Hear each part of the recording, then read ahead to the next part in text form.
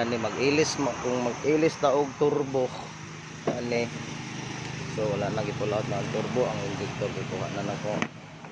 And then kani need yun ni siya makliningan,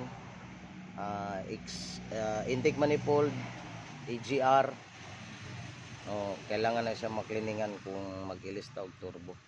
And then dire ang iyahang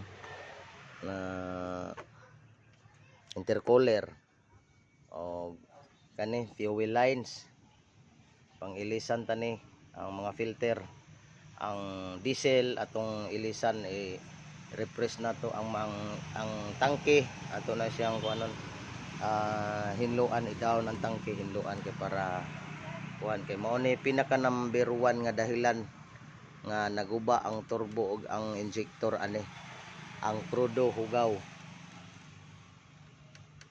or tubigon. Mao gyud na pinaka number 1 gyud nga dahilan, mao gyud na siya.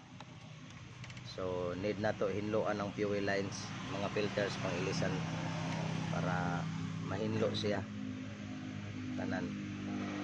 Sige boss, salamat kana lang.